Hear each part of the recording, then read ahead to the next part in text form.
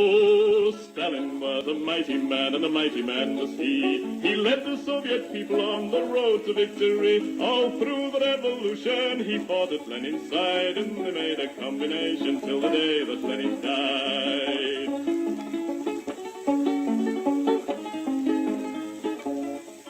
He said, come on, you people, we must work with brain and hand. And then one day the Nazis came into the Soviet land. They plundered to the Volga, to Stalingrad. And then Joe Stalin said, come on, me boys, and kicked them out again.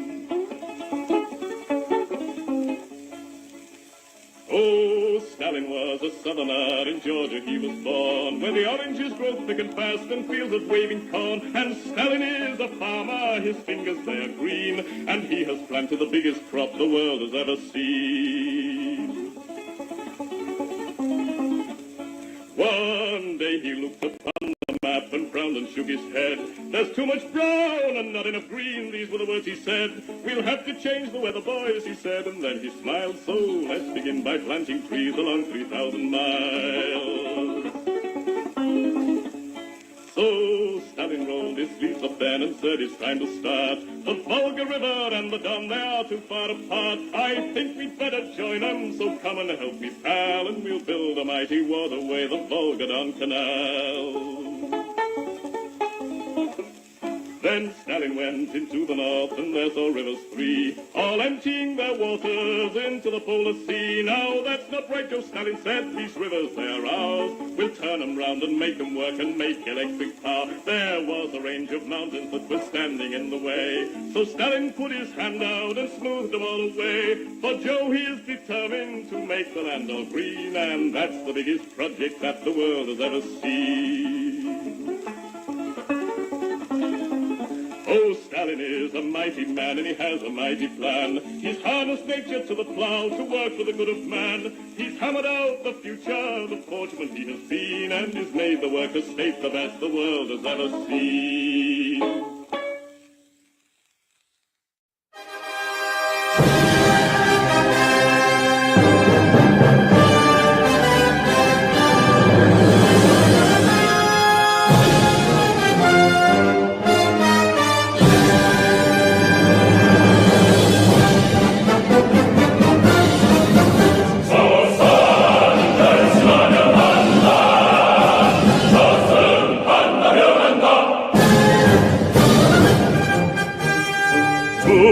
전체의 사회 준비를 우리 어떻게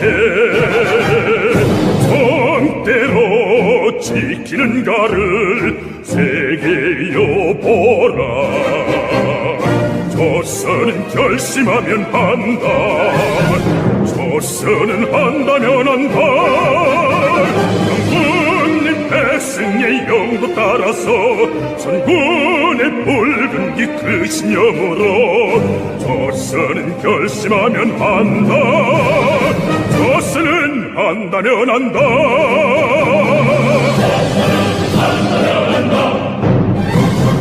조체의 강성대국을 우리 어떻게 이 땅에 세우는가를 세계여보라. 조선은 결심하면 한다. 조선은 한다면 한다. 장군님의 뜻을 받들어 붉은의 정신력 그대 장으로 조선은 결심하면 한다. 조선은 한다면 한다.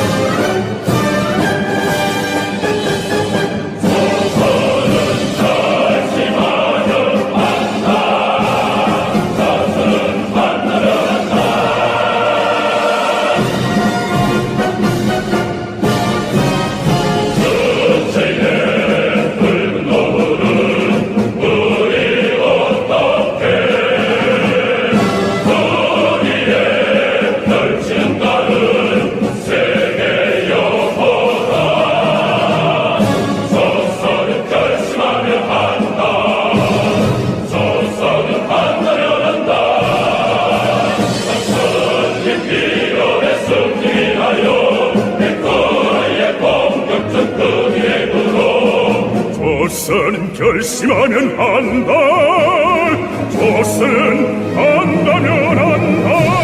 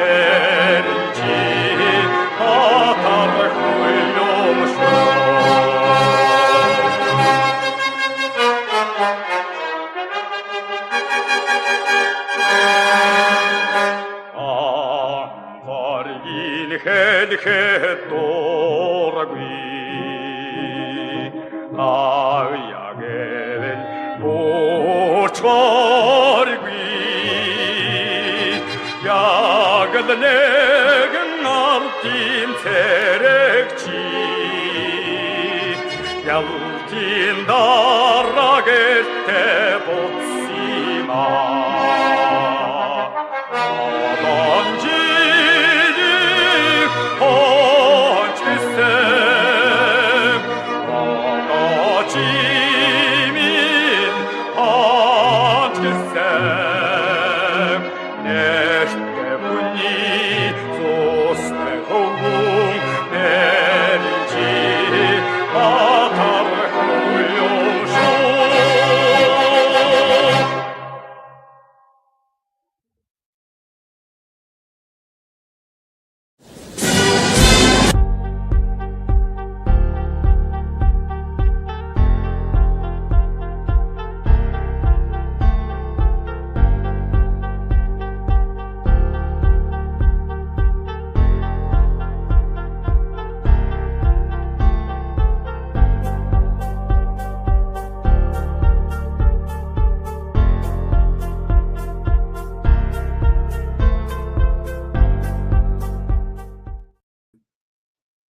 Hello, everybody, and welcome. It is the evening of January the 19th, 2025, and here we are with a live stream that I didn't expect to do. But when I read the document that will be under discussion this evening, I felt that I couldn't let it go unremarked upon due to the fact that it is an example of why I always use the term perfidious Albion to describe the country of my birth and the country that I currently reside in. Because what has been done over the course of the past few days by Keir Starmer, though it must be said that this is not his invention, when he went to Kiev, the signing of this supposedly 100-year partnership between the Kiev regime and the government of perfidious Albion is one of the most grotesque acts of cynical deception that I've seen in quite some time. It is astonishing that anybody fell for this. It's astonishing that anybody, in even the degenerated coke fiends of the Ukrainian regime, thought that this was something worth engaging in. And it is remarkable that it has gone almost without question in even the bourgeois press in more recent history, like 10, 20 years ago, where this would have been remarked upon. It's barely been mentioned at all, other than by the likes of like Peter Hitchens, who's a sort of eccentric and somewhat roguish conservative commentator here. Almost nobody's questioned it at all.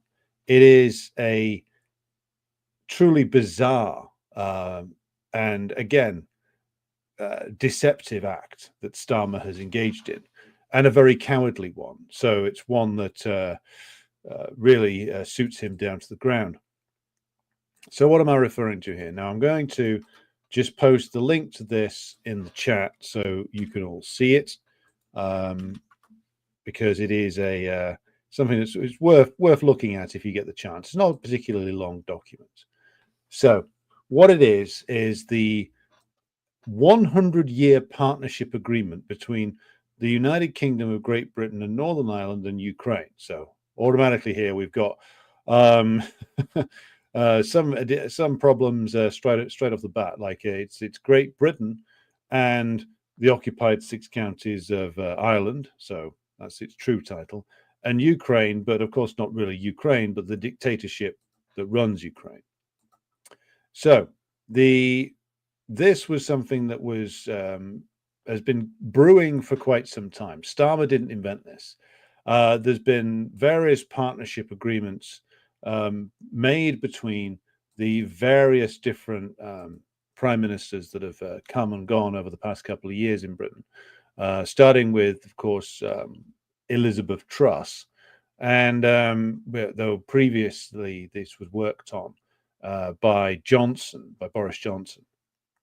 Truss bigged this up, this idea of an alliance between Britain and Ukraine, alliance between Britain and Poland, And this is sort of the coming to fruition of a lot of that work that went on all the way back to 2022. So Starmer has inherited this, but he's gone over there and very much made it his own, as can be seen by the horrible image I've put in the thumbnail for this episode, which shows Keir Starmer emulating Zelensky by wearing a fucking t-shirt.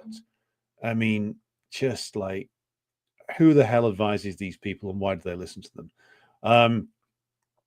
But why I call this an act of grotesque deception is, first of all, who believes that this is going to last for 100 years? Seriously. Is Keir Starmer stupid enough to believe that? Is even the cocaine clown of Kiev, Zelensky, is he stupid enough to believe that this is going to last 100 years? That the current British regime will be around in 10 years? Never mind 100. And that the Kiev regime will be around in 100 years. I mean, it's ridiculous. But I mean, why on earth they've gone for this 100-year thing is so it's like a overcompensatory thing.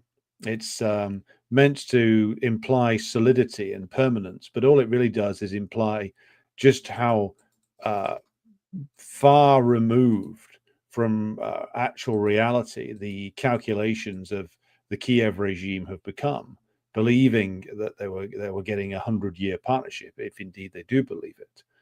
Now, again, to turn to the reason why I find this to be a very horrifically deceptive act is, well, look at the wording. If you can pull up the wording of this very brief document, because what it's big on is words and no real implications of no real world implications of actual actions, other than what's already going on, of course.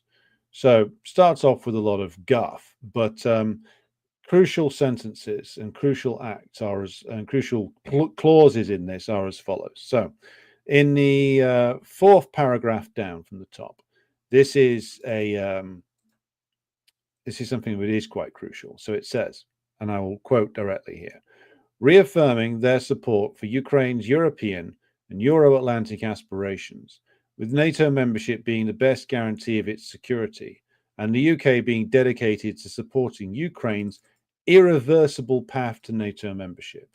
So let's dwell on the word irreversible there, because this is a very interesting point.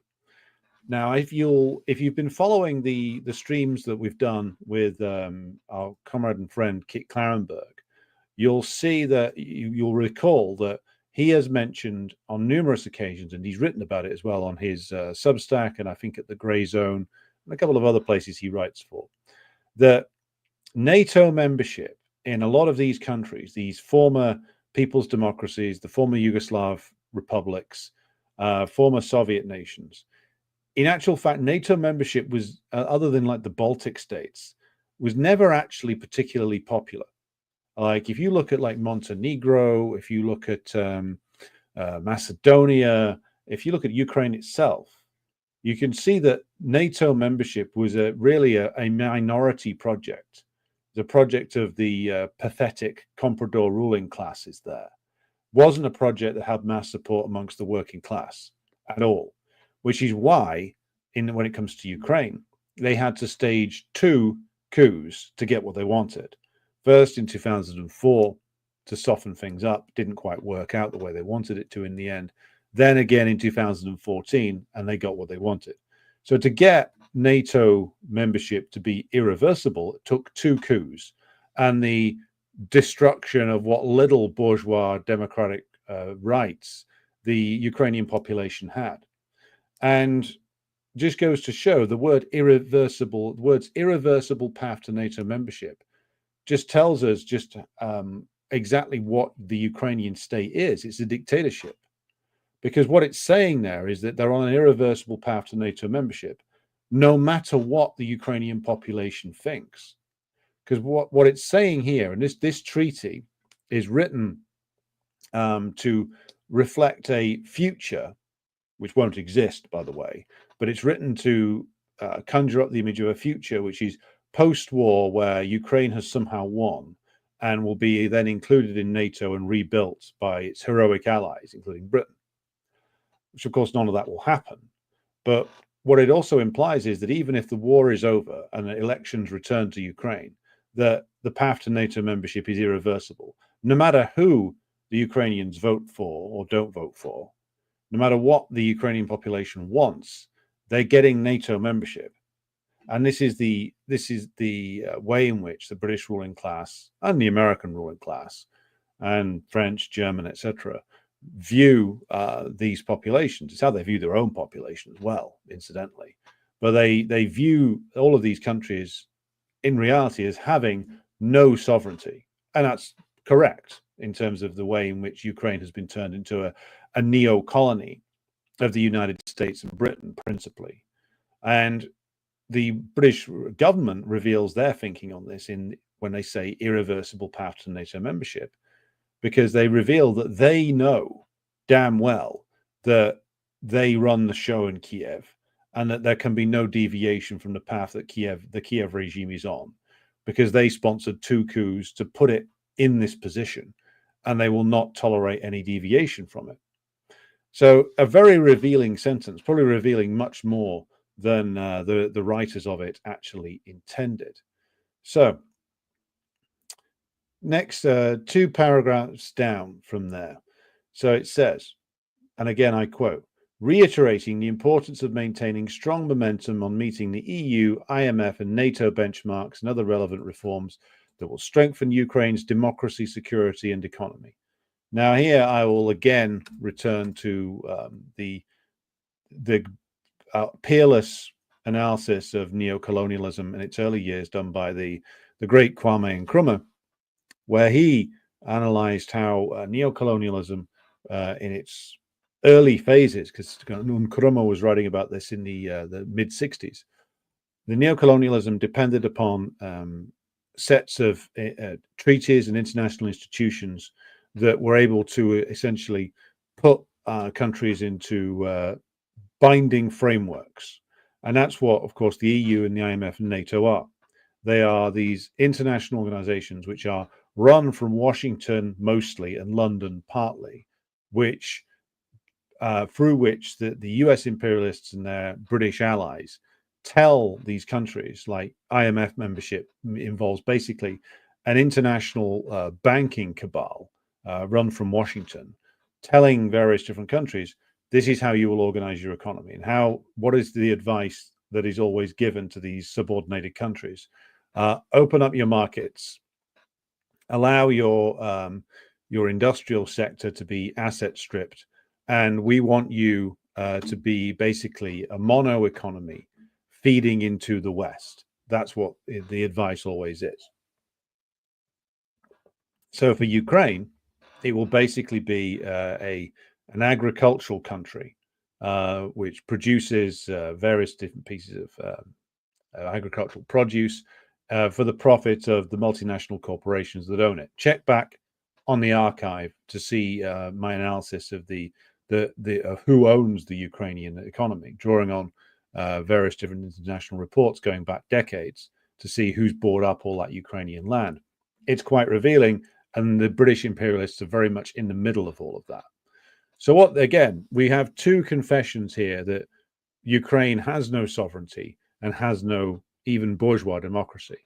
So irreversible path to NATO membership, and also membership forthcoming, if Ukraine survives, of the EU, the IMF and NATO, meaning EU means basically that the German ruling class dictate your political priorities and most of your economic priorities. The rest is dictated to you by the International Monetary Fund, and NATO means basically the US controls your army. US and Britain to a certain extent as well. That's what happens to these Eastern European countries that join these institutions. You're a neocolony. You don't have any independence, even on a capitalist basis. Every single area of importance is controlled by an international institution. EU, IMF, NATO. You can throw in the World Bank, and if they're members of it, the WTO as well. But WTO is is covered by the EU membership. So if you're in any country which joins these free institutions, the only thing your government's got left to decide is basically, well, nothing, because every single economic policy will be written for you by the IMF partially and by the European Central Bank and the EU and handed to your ministers, and you will be told this is what you're doing. And in terms of NATO membership, your army and armed forces will be incorporated into NATO, and you'll be told by NATO HQ, really the United States, this is what we require your armed forces to do. So over economics, most political matters and most military matters, you have no say whatsoever. So it's very convenient, very convenient for us and our purposes of analysis that the British ruling class have decided that they should set all this down in stone. So then they go on about the usual identity politics bullshit with and climate change stuff, meaningless crap that that no one's ever going to fucking implement. There's a load of guff about committing to a 100-year partnership, etc., etc. And here then we scroll down to article 1, 2, 3, 4, 5, 6, 7, 8, 9, and 10. So it's 10 articles here. And the first one is on strengthening defense capabilities. Now, bear in mind what defense capabilities does Britain have? The answer is not a lot.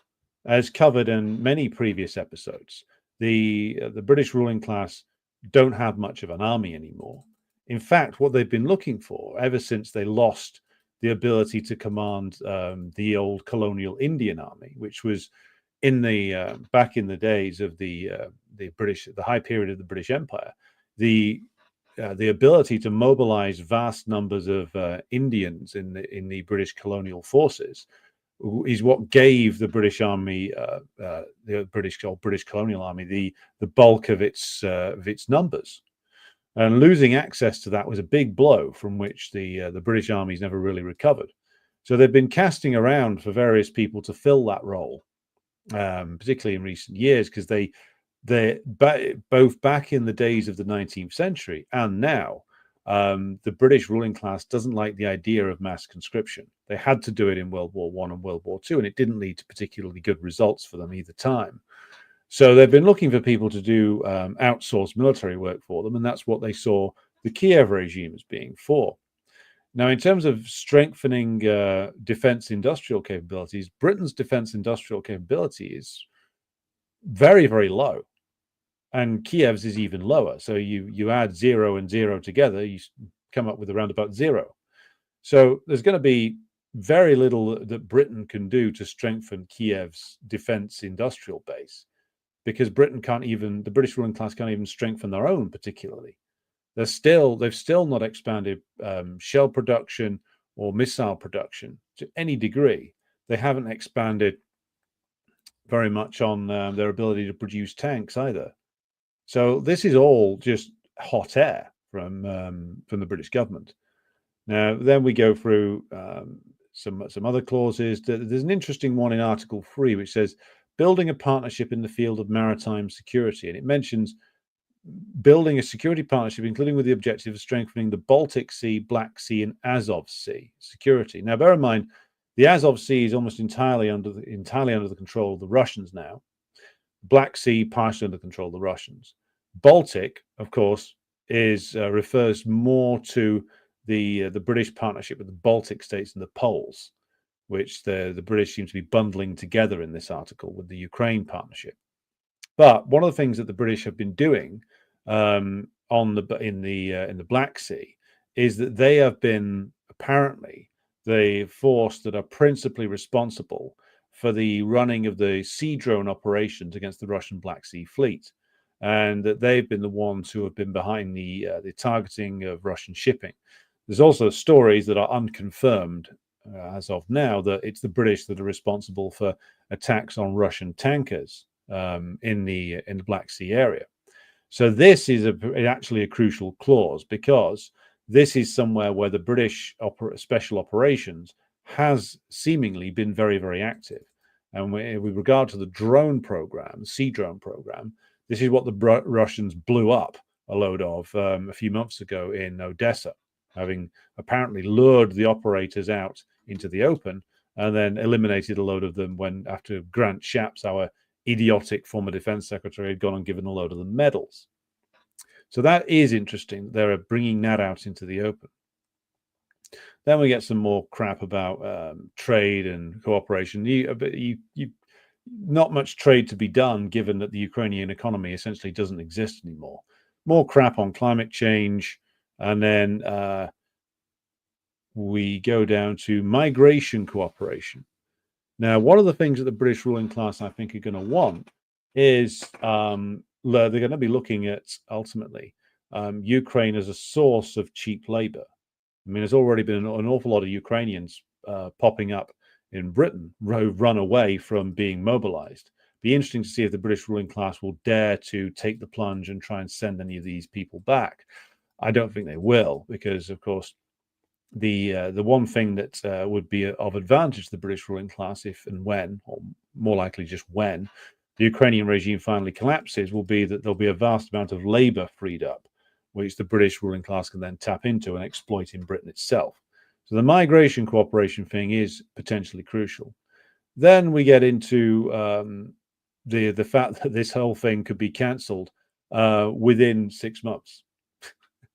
So basically, it's meant to be this 100-year partnership that's meant to imply solidity and permanence, and then it says, well, we could cancel this within 6 months following written notice.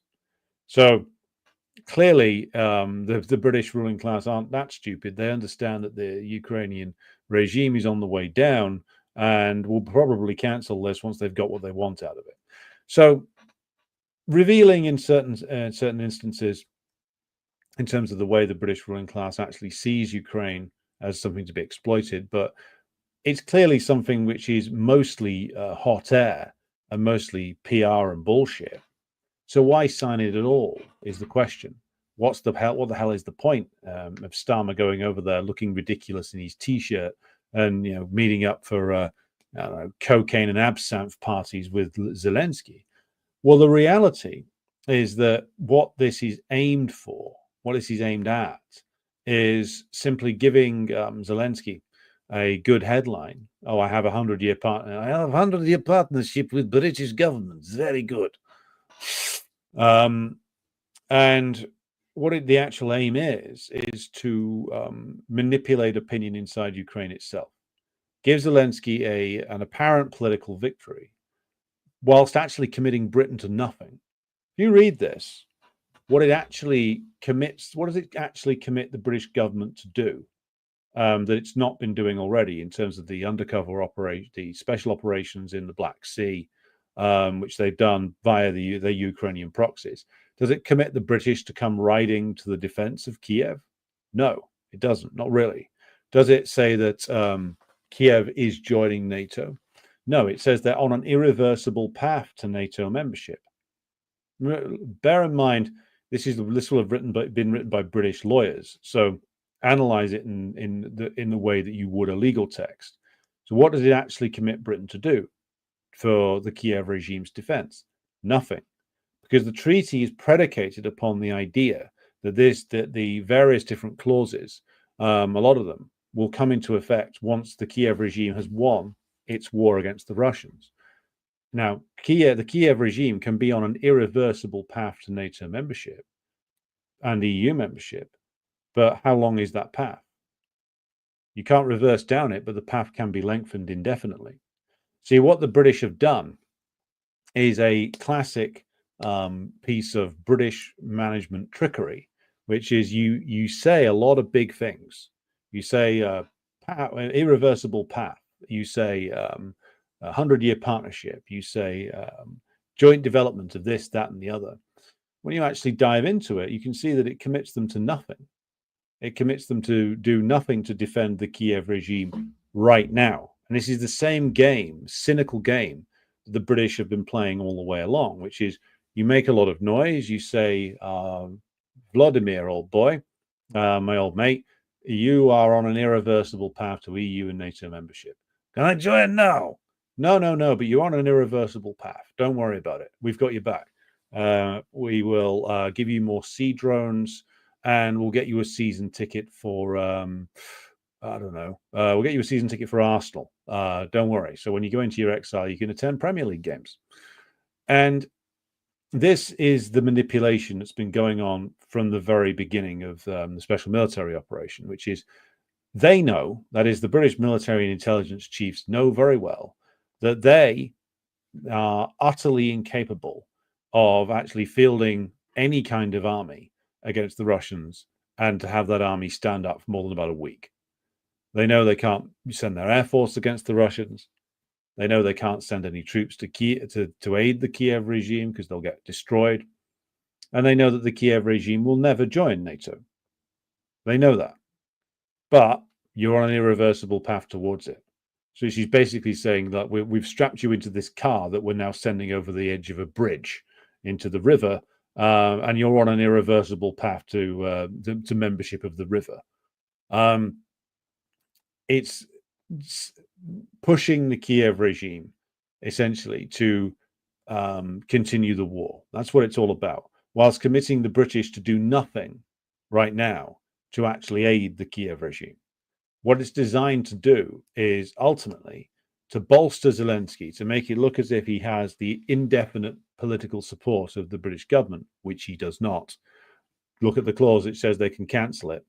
And the whole aim is to make sure that Zelensky does what he's being told to do by his handlers in London and Washington, and introduce this new or amend the draft law to include drafting 18-year-olds.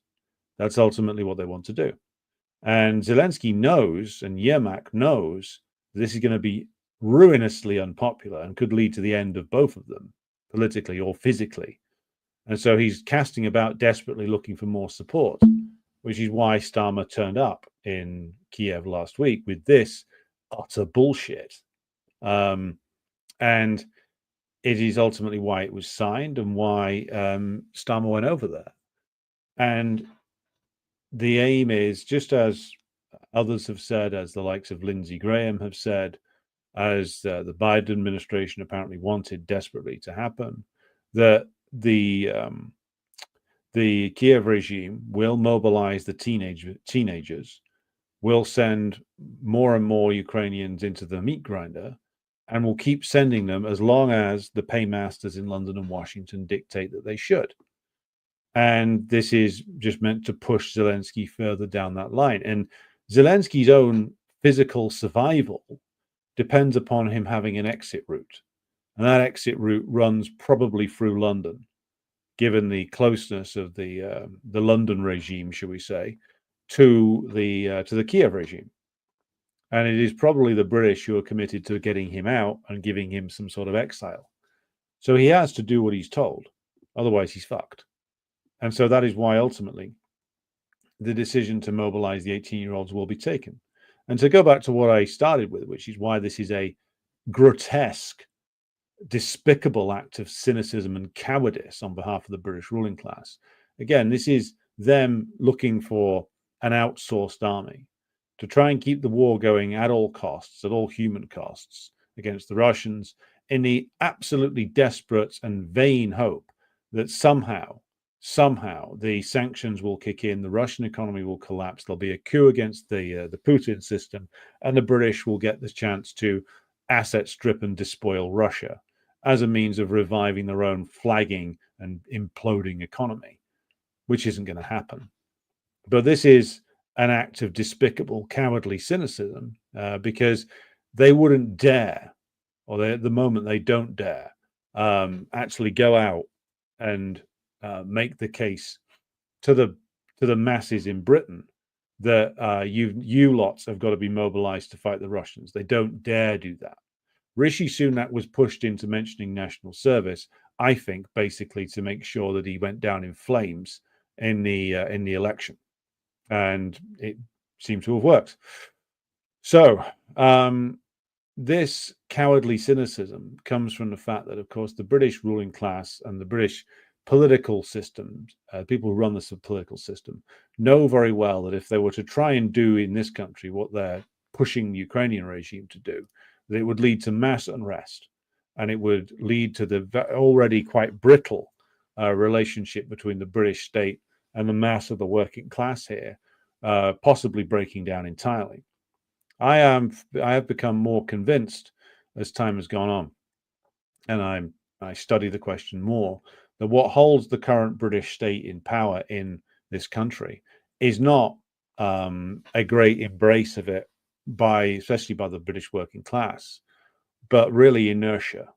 It's inertia that holds the current regime in Britain in place, partially because the alternatives that popped up over the last decade have been sidelined or defeated. So Corbyn, most prominently, sidelined, destroyed, mainly by his own political inadequacies. The Scottish independence movement, the SNP, got subordinated, subverted, and destroyed itself. Brexit essentially was an impossibility in terms of implementing it in a capitalist manner. And those of us who voted for it in an act of anti-imperialism knew very well that it would not that the we all knew very well, I mean, that the current bozos in the Tory party and Labour Party were unwilling and unable to do anything serious with it, but it has weakened British imperialism, so of course the job has been done in that respect. But the alternatives might have imploded, Corbyn, Scottish independence, the Brexit process, or the Tories trying to make something out of Brexit other than Singapore on Thames, which will also fail. So the alternatives have been defeated or imploded or been subverted by the state. But the authority of the British state has been waning, draining away for many, many years now, especially amongst the working class. So if the British state suddenly turned around and say, right, chaps, got to mobilize now, stick on a uniform, go and die in Ukraine, wouldn't work.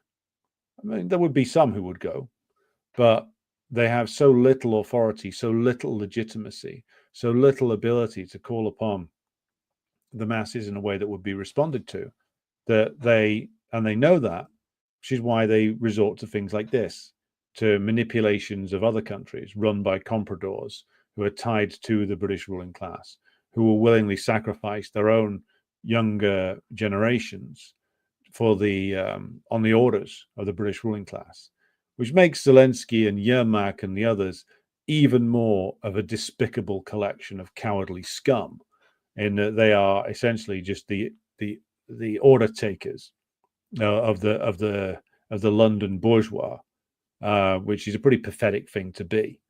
But the fact that they are willing and will try to sacrifice like the entire Ukrainian male population on the orders of this fading, flailing, disgusting, wretched, perverted and cowardly British imperialism, and it's then the British ruling class, that really should send Zelensky straight to hell, if indeed there was one. He would belong in Dante's very lowest circle, him and Yermak and his paymasters in London and Washington. This treaty is not only a deluded fantasy, but it is a cynical and, quite frankly, evil piece of manipulation that should be exposed for what it is. But of course, the bourgeois press have no interest in doing so. Right. Pausing now for comments. Thanks to 299 of you watching. Be sure to like and share the stream if you have not done so already. And be sure to subscribe to the channel if you haven't done so already. So we will be going back up to the top and taking questions, comments, and doing some greetings. So hello to Pavel Linovsky, who joins us from Austria. Hello to Enigma, fellow dweller in perfidious Albion. Hello to Chris Casserols, who says, Dobrovice Tavarish. And I say, Dobrovice Tavarish back to you. Hello to Victor. Hello to Judith, who asks for the show email address. I'm going to put that in the comments right now. So the email address is editor@marxengelsinstitute.org. So for some reason I put a hashtag on that, but there's no hashtag in it. Right. Edward says, good evening. Iceland also has imperialistic features. There is a ton of cheap exploited labor from Eastern Europe, especially the Poles. Yeah, I heard there's a lot of Poles in Iceland. Keir Starmer is with us. So Keir, so good to have you here. What is your favorite nickname for Trump? Tangerine Tyrant or Mango Mussolini? I think I called him the Cheeto Franco at one stage. That was pretty good. Hello to Comrade Davey joining us. Hello to Comrade Ian Foster. Hello to Nikki and Marius. Matt Vollmer joins us and says, good evening from Ontario. Been looking forward to this stream all day. Well, I hope that we are delivering for you, comrade. Nikki says, why only 100 years? He should have made the partnership for the next 10,000 years. I mean, yeah, why not? Why not go for 1,000-year Reichs, Keir? Just say it's a millennia. We're in this for the long haul. Good evening to Comrade Jawad and to Albert and to Cobfan. Hello to Peter joining us from Perfidious Albion. Marius says, hopefully in 100 years we'll have world communism by then. Indeed we will, and this treaty will just be nothing other than a despicable curiosity. Good evening to Abtin, who joins us from Sweden. NATO-occupied territory now. Just a Maverick, hello. To you and to Kent in Minneapolis. Hello to Spurious Furious. Bishy out there in East Anglia. Char Paul joins us from the Rumble side of things. And we also got somebody joining us on Twitch, which you can watch the show on there. Hello to Almir joining us from the once and future Republic of Slovenia in the socialist Yugoslavia. Hello to Sid, and Just a Maverick says, it's fascinating to watch as the Western narrative collides with the Russian reality like a bug hitting a windshield at 70 miles per hour. Indeed. Sid says, the Western narrative isn't for the people of the world, it's for the people trapped inside the Western bubble. Yes, and their vassals. Hello to Nush82, who's joining us from Melbourne, from the US vassal state of Australia. Well, from one vassalized state to another, I greet you. Hello to Imari L, who says Finland is raising conscription age to 65 years. Well, this is what your new masters in Washington have in store for you, Baltic states as well, but Nordic states. They have in mind for you only cannon fodder. So this is quite an urgent matter now. If you value anything in the country that you happen to live in, and you're in a European nation, the only thing that the US and the British, by the way, have in mind for you is to march off and die horribly against the Russians. And so you really need to take seriously the idea and the practice of actively campaigning to dissolve NATO. This should be an absolute priority. You need all of us, whether you're in Britain or Finland or Slovakia or Italy or Spain. The idea of being actively anti-NATO needs to be popularized, because NATO is absolutely key to the ability of the US imperialists to operate inside Europe. And the fact that there's been so little in terms of an active campaign against it for so long shows you just how out of touch most of the left has become in these countries. So we absolutely need to do a combined campaign to not only close down NATO, but evict the US military forces from all the bases that they have in Europe. This should be an absolute priority for everybody. Sadly, though, it is only a minority of us talking about this. Almir says, does the British ruling class also hope to exploit Ukrainian natural resources? They're already exploiting them. The European Bank of Reconstruction and Development, which is it's co-funded by the British and the US and others, but they're all over the Ukrainian farmland, as are several British companies are involved with it, a lot of American companies as well. So yeah, they do hope to exploit the Ukrainian resources, but that's not the main prize. The main prize is the Ukrainian population being used as an outsourced army. And the bigger prize beyond that, of course, is the trying to collapse Russia itself. Winston Fahrenheit says, there's a rumor that Mandelson is being rebuffed, rejected by the US as ambassador. Unlikely, but no smoke without fire. I don't know. I haven't seen that, but it wouldn't surprise me if Trump basically said, "Who the hell is this guy? What's his name? Mandy? What is he named after a Barry Manilow song? I don't like this at all. Fuck this guy." Nikki says Turkey has been on an irreversible path to EU membership for many decades. Very true. And look where they are now. Nowhere near it, and won't be either, because the Germans won't agree to it, and others won't agree to it. Almir says, and did Kiev also go there to Kiev to make sure Britain looks like it still matters on the world stage? Yeah. I mean, never underestimate the fact that the British government does a lot of stuff out of just ego. Like they still are desperate they're desperate to be considered important. Whereas in reality, they're increasingly becoming unimportant. And the longer time goes on, the more everyone's going to realize that there's nothing here. There's nothing there. There is the historic legacies of the British Empire that keep capital flowing into the city of London. And there's certain big British multinationals which still matter, like British Petroleum and others. And there's certain British banks that matter. But increasingly, that's not the case for the rest of the economy. The actual British economy is a hollowed out shell, just as Lenin and before him J.A. Hobson predicted that it ultimately would be, as all imperialist countries ended up with hollowed out shells as economies after they've outsourced everything and offshored everything and engaged in the export of capital, not commodities, where you end up with a domestic economy which is completely hollowed out. And that's what's happened. And so it's not going to be long now before the end of this comes, before everybody works out that the British ruling class have essentially been playing with a handful of jokers in this card game for years now.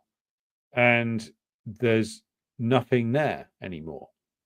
And everybody is going to see it, and the British ruling class have no clue as to what to do to actually address it, because to actually address the fact that their economy is this hollowed out, massively indebted shell, then they would need to reverse the course of the last 150 years, reindustrialize, which they keep saying they want to do, but of course don't take any real steps towards doing so, because the parasitic ruling class doesn't want to do that.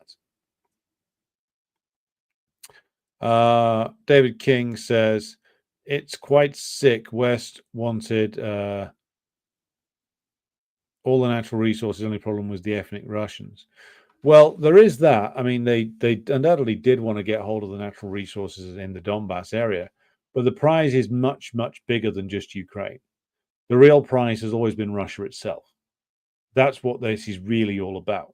Ukraine is just a tool.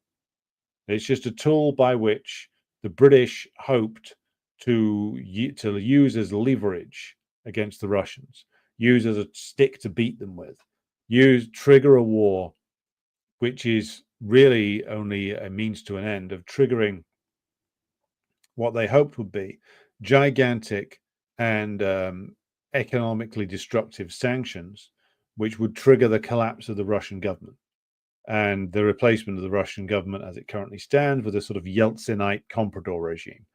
This is what the British were after. They knew very well, because again, these people are cynical and cowardly and rotten, but they're not completely stupid. They knew that Ukraine couldn't win in a straight fight with the Russians. They know that now. They knew that 3 years ago. But the Ukraine was never meant to win on the battlefield. What was meant to be delivered was a series of what I'm going to refer to as PR victories. We've discussed this before.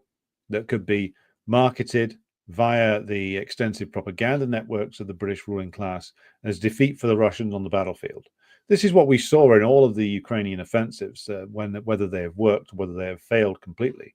The PR job that was being done on all of the so-called offensives that the Ukrainians have been engaged in was all about trying to convince everybody that the Ukrainians were scoring these massive victories. So you run like the Ukrainians run an attack, the British run like a massive media operation designed to make it look as if they've won something.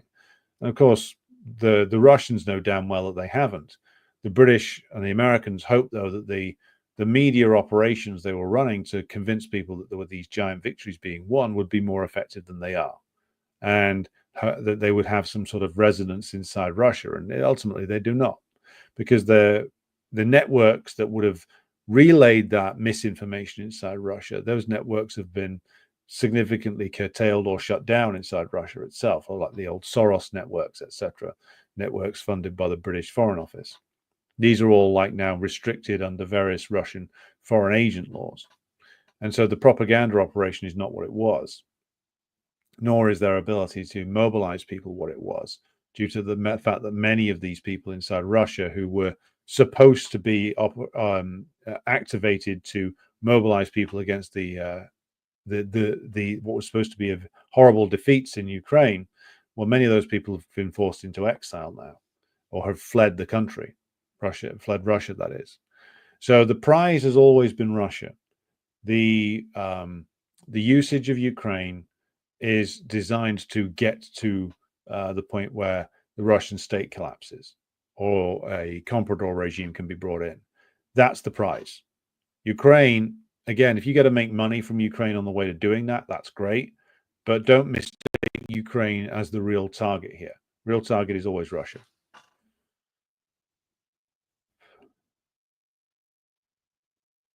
I agree that mobilizing the working class into an army directed at Russia would be impossible now, but after 6 months of propaganda, it might be different. Yeah, you would need 6 months of relentless propaganda, and you would need to basically shut down all alternative media, which they could do. Let's not make any bones about that. But then, of course, you would then be sending your army against a battle-hardened Russian force that is even acknowledged by American analysts now as probably being the best trained army and best motivated army and best led army in the world. That is the Russian armed forces. So how long is the British conscript army going to be able to stand up to that? They're not going to be able to. Nor can, at this stage, the British even equip them very well.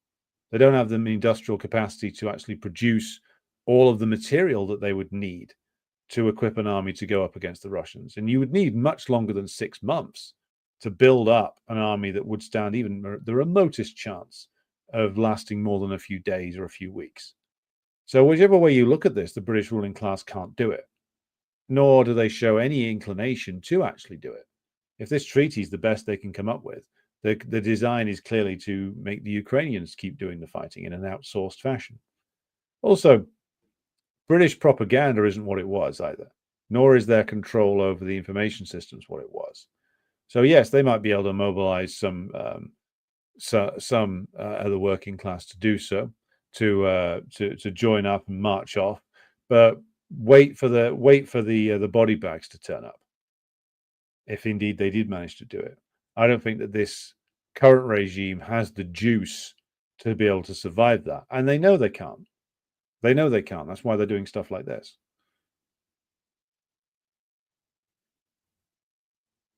Sorry to anyone here who invested in Trump coin, says Rentier Oligarch. Anybody invest in that? Jesus. Almir says, if I was called up, I would try to run away. If I was caught, I would go to jail with a smile on my face. Yeah, I mean, I am now in there. Well, I'm not too old to get called up if the British ruling class adopt Ukrainian rules. But I would, I don't know what I'd do, to be honest. It'd be an interesting one to figure out. I'm going to go non-committal on that question. Marius is appreciating the Trump impression. Well, I'm going to more Trump impressions, of course, on Inauguration Day coming soon. Yeah, I swear by Almighty God that I will pants Keir Starmer. I'll give him a wedgie. He's a terrible guy, awful guy. I'll pull his wife fronts up over his head, and then I'll push him over. It'll be hilarious. That Macron guy, also terrible guy. I think he's married a dude who wears a wig. He's worse than Big Mike Obama. More of that to follow. More material coming your way very soon. No Shady 2 says, what would be the level of support of the Kiev regime under Trump? Difficult to say. I think the general consensus in the American ruling class seems to be that this is a bust. It hasn't worked, so they're going to pivot to something else. Same with the Gaza war. Hasn't worked, so they're going to basically recalibrate their calculations. Which is why the peace deal got forced through the Israeli government by the Americans. So Trump and the smarter of his advisors will probably just try to back away slowly, and as I've said before, dump the problem on the Europeans. Trump will be like, "Listen, Macron, Keith, I got to tell you guys, I'm not happy with the way you're evading your responsibilities. You're not spending enough on defense. Your taste in steak is frankly subpar, and your golf game is shit. So you got to pay for this Ukraine thing, and you got to put 5% into the NATO pot, and you got to do what I say. Otherwise, no discount on Trump steaks for you." Or something along those lines. And what you will end up with is like the Germans, the French, the British, maybe the Italians. Like Trump will push them all to essentially fork over some cash to make up for the shortfall in American funding. There'll be a lot of big talk from the Europeans for a few months, and then the whole thing will fall to pieces. I reiterate what I said the other day. There will be no treaty in the end, I don't think, and there will be no acknowledged treaty to end the Ukraine war. The Kiev regime will not negotiate, cannot negotiate, and the US isn't going to force through a deal. What they're going to do is reach a tacit, sort of unspoken understanding with the Russians, and then slowly back away, leaving the Europeans basically holding the bag on this one. And the Kiev regime will ultimately collapse. Then it will be up to the Russians just how much of the land mass of current day Ukraine they take and how much they just leave for the Eastern European states like Poland and Hungary and Slovakia and Romania to squabble over, knowing that if they leave the areas of Ukraine that those countries have a historic claim over, then what you've done is you've just tossed an unexploded bomb into the middle of NATO and the EU, because you'll end up with all of those countries squabbling over what were once their historic territories, which is what I think they've got in mind. It's hard to tell, though. The Russians are somewhat inscrutable when it comes to their intentions sometimes. Mr. Chopin says, trying to wrap my head around the two following terms.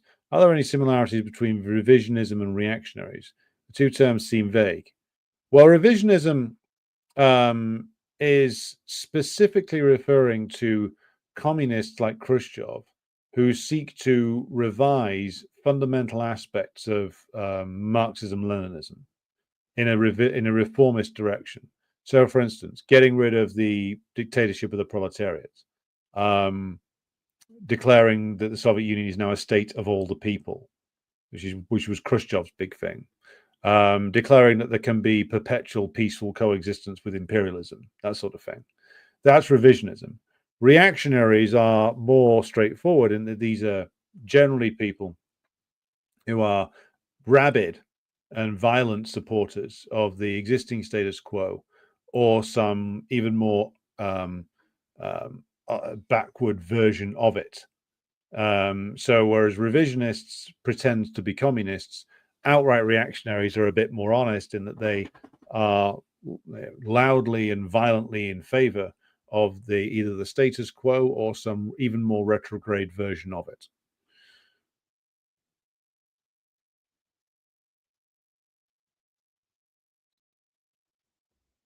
Agricola Urbana says, according to the latest science, climate change can't be stopped by our measures before a climate catastrophe happens. Somewhere in the 2030s, can someone make a 100-year promise? Yeah. They transparently, as Marius says, don't believe that. They don't believe that. It's propaganda. Now, does this mean that climates don't change? No, of course it doesn't. The climate in Britain has changed on multiple occasions over the last 100 years. Actually, much longer. My info there is my dating there is somewhat wrong. Over the last several thousand years. If you look at like the temperatures inside Britain, it's like the different regions of Britain, it has varied since the time of the Roman occupation of this country, and that's like over 1,000 years ago. So climates change, weather patterns change. This is not new. When I refer to the climate change narrative, what am I referring to? I'm referring to the way it is specifically used for the purposes of propaganda by the imperialists. And so when you get like, Obama and John Kerry rather gave the game away on how they use the climate change narrative. They put forward these arguments, which they don't believe in themselves, where they say that I think trying to do a John Kerry impression. We've got to stop industrialization right now. Otherwise, there'll be nothing but desert. The world will end. Or something like that. And Obama basically came out and said that if the African nations try to have a similar standard of living to the United States, then that is not permissible because of climate change.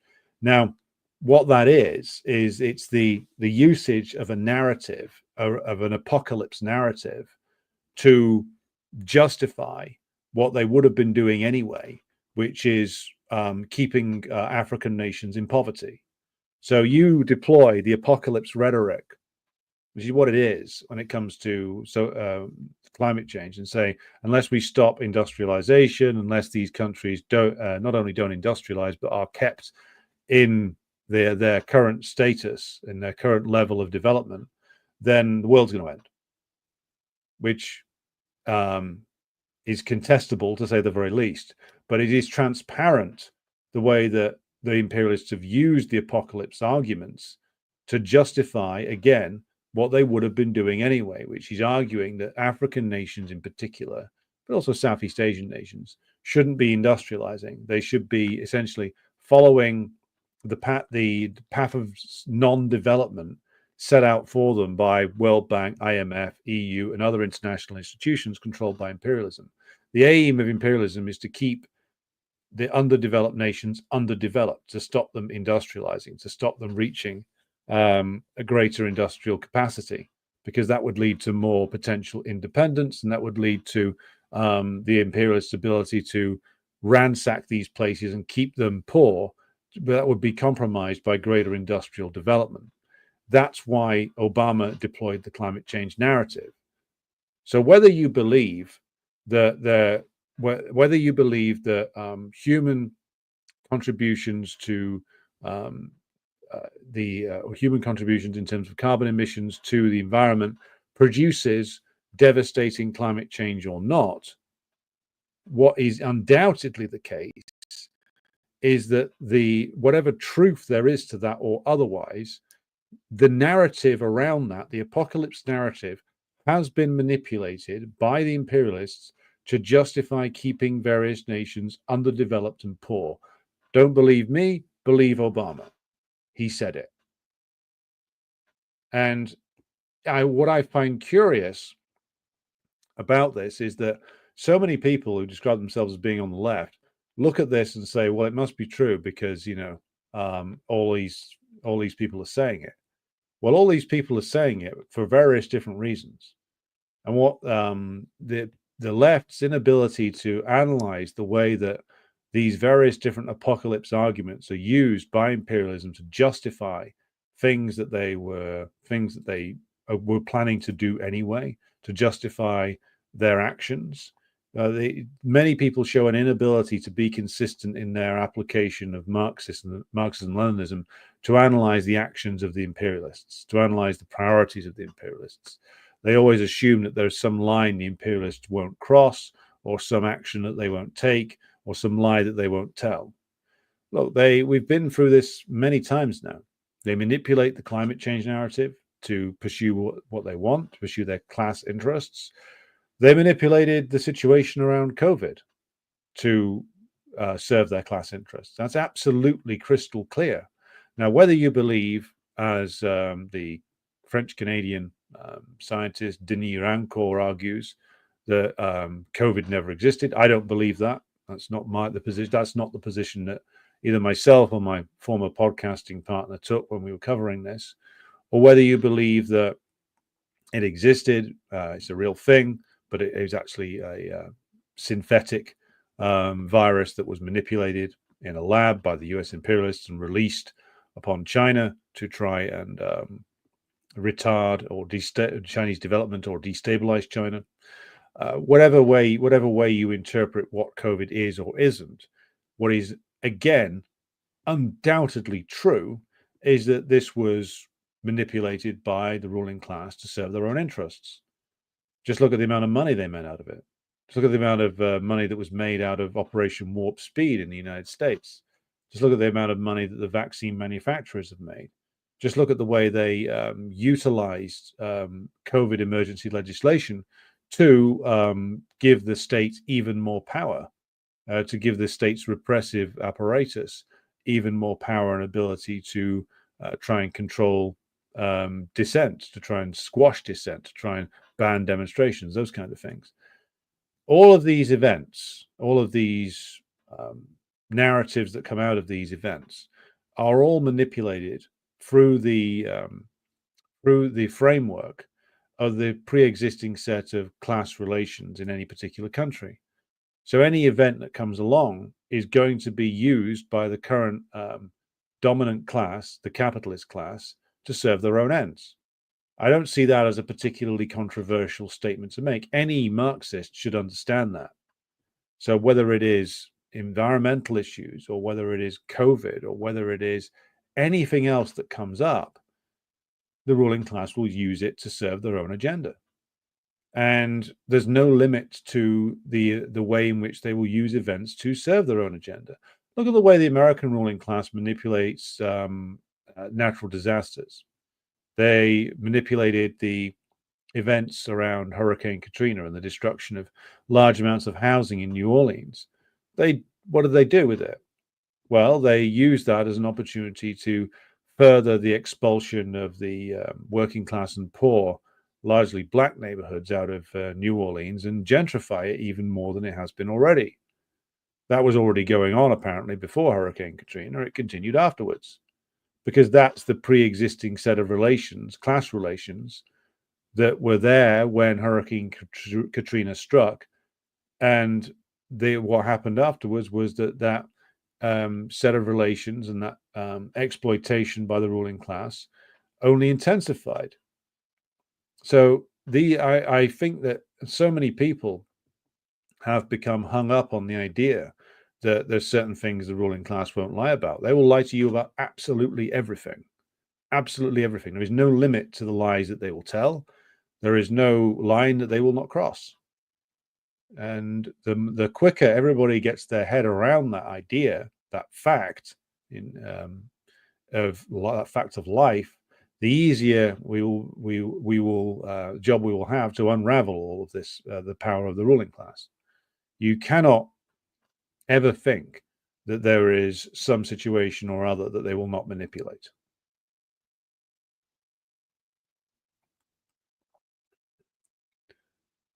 Sid says, here in the financialized imperial core, there exists a large number of workers, most making six figures, who produce absolutely no value whatsoever. Wealth is being pilfered from somewhere to pay. Indeed, that is the case. Judith asks, is Britain going to get in on the ground floor with Trump's exploitation of the vast wealth of Greenland? Well, if that goes anywhere, then Trump's not going to allow anybody else in. The Americans aren't going to allow anybody else in. If they do get their hands on Greenland, it'll be mostly American companies that do the business there. Enigma says, I see the nuclear attack film Freds is on YouTube. The fear game goes on. Yeah. I mean, this is why I've never been a particular fan of. I mean, Freds is a very well made film, but it was meant to be anti-nuclear. I see it more as Enigma suggests, as a fear-mongering film. The emphasis of the emphasis on nuclear terror, apocalypse narratives. Again, we've been talking about apocalypse narratives when it comes to climate change or COVID or something else. Apocalypse narratives, I resist them. I tend to react against them because this doesn't strengthen our ability to mobilize and organize the working class. What fear porn does, what nuclear fear porn does, is paralyzes people. This is why I think that like the whole doomsday clock thing is ridiculous.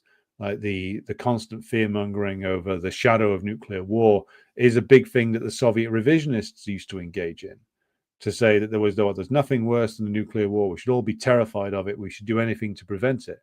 Well, it turned out that turned into anything. The only thing that turned into was destroying the entirety of the Soviet Union and the people's democracies in order to capitulate to imperialism, because we must have peace. We must have peace at literally any price. So that's where sort of nuclear anti-nuclear weapons hysteria gets you. That's why I have no real time for the likes of CND or any of the other sort of anti-nuclear groups, because not only did that go from being anti-nuclear weapons, which I'm not even necessarily anti-nuclear weapons, to be honest, it went straight over into being straight up anti-nuclear power, which again is completely ridiculous, because if we're going to have enough energy to power any country, even a country as small as this one, then you're going to need to invest heavily in nuclear power. And like communists being anti-nuclear power is completely ridiculous. Yes, we don't want it to be controlled by the degenerated ruling class. Of course we don't. But being anti-nuclear power as a technology is what a lot of people ended up being, and it was completely stupid. And it was all revolving around this like sort of amorphous fear-mongering around the nuclear energy and nuclear weapons, which, I mean, there's a reason why the ruling class put shit like Freds and some of the other stuff from the 80s, like Edge of Darkness on TV. A lot of this stuff's very well made. But ultimately, why was the BBC putting something like Edge of Darkness on television? If you viewers of a certain age will know what I mean, what the program I'm referring to. Why were they putting like anti-nuclear power stuff on TV? Because there's a certain section of the ruling class that backed that up. So this was praised as like some sort of anti-establishment thing. No, this is the anti-nuclear power agenda is a reactionary agenda. Yes, we don't think that the British ruling class is serious and he's capable of investing in a sustained way in nuclear power facilities. They've proved that by not doing it for years. But when we start the building of socialism in this country, it will be something that will be maybe in the short to medium term. You need to tap into coal resources and clean coal technology, but longer term, it would be nuclear power that would actually help to rebuild the country, give us the power needed to rebuild the country. So the anti-nuclear stuff is reactionary tripe and needs to be discarded. Nush82 says, thoughts on Pezeshkian's visit to Moscow and the agreement signed. I'm going to come back to that later in the week, because I'm going to try and get a hold of a copy of it and an English translation of it and go through it. But my initial impression is that it's a very comprehensive agreement that actually goes much further than what I suspected. So it seems that the rabid hostility of the imperialists towards Iran has even forced the likes of Pezeshkian and co. into going further down the eastward turn, further into the eastward turn, which can only be a good thing for the Iranians. Okay.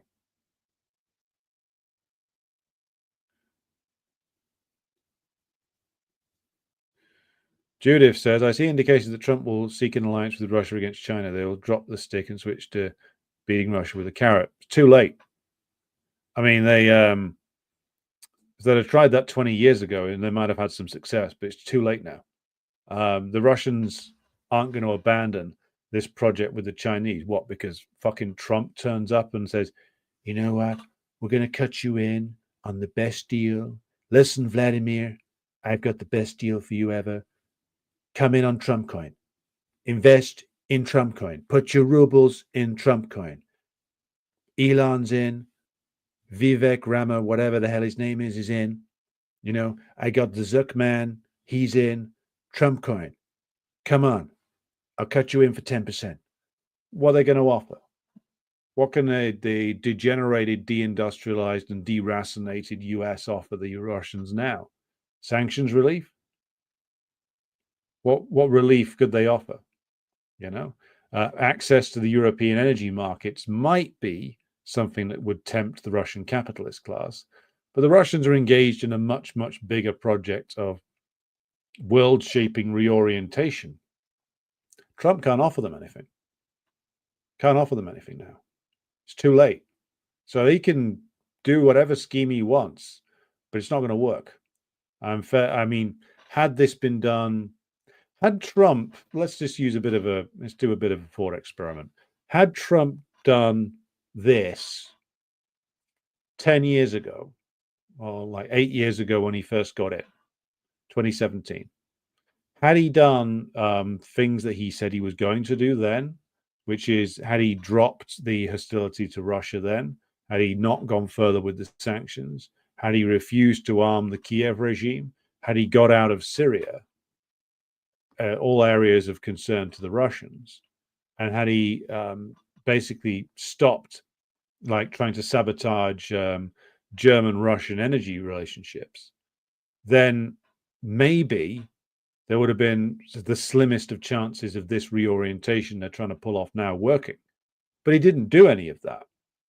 And so the only thing that the Russians are going to want of him basically is for him to slowly back away, for the Americans to slowly back away from the Ukraine war, which they will probably get. Not because of Trump wanting to do many favors for the Russians, but because they have no real option anymore. It's fucked. It's over. The war's lost. Better to get out now and look as if and proclaim that you never really were that concerned in the first place.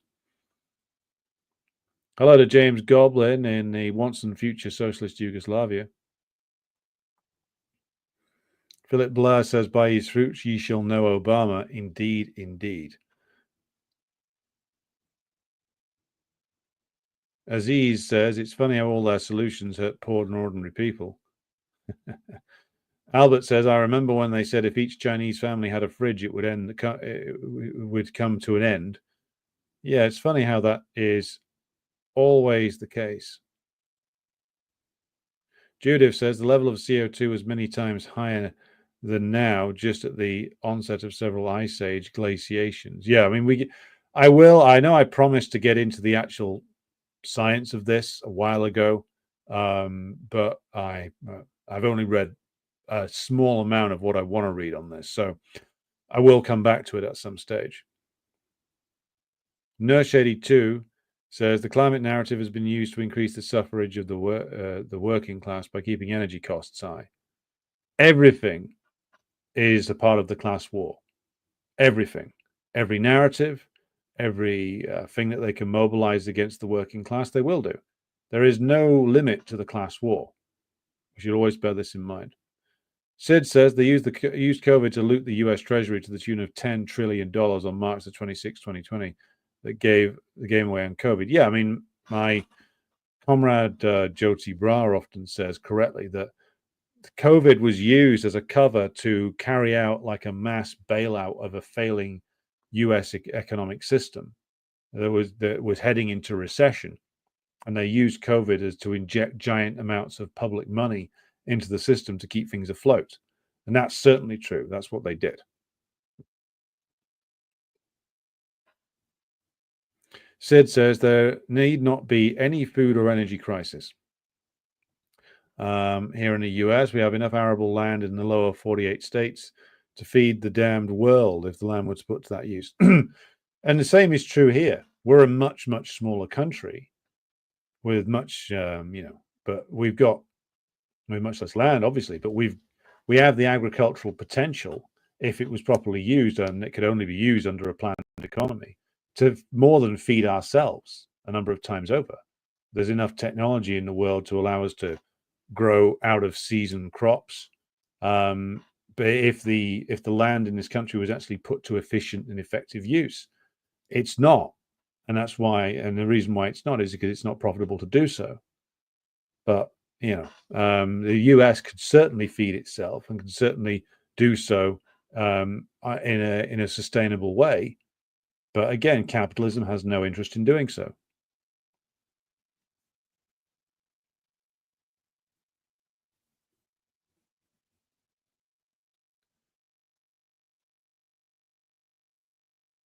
Nuclear power is great, but nuclear waste is impossible, says Judith. Putin all in on Trump coin. Thought so. Trump was against Nord Stream 1 or 2, says Imari L. That's true. David King says Trump's target might Trump might target South America. America wants the continent. Yeah, that's something we've been talking about here for quite some time. Yeah.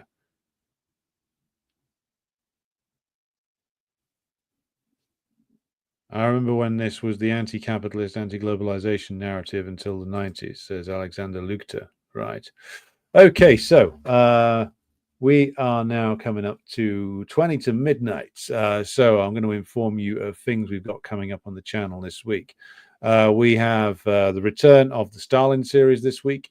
We have the first episode of our anti-communist myth-busting series starting on probably Thursday of this week. So tune in for that. We will be back with you again tomorrow late on. So please join me then. But until then, thanks to everybody who's watching the program. Thanks to everybody who supports the project on Patreon or Buy Me a Coffee. I'll be back again with you tomorrow. But until then, here's some music.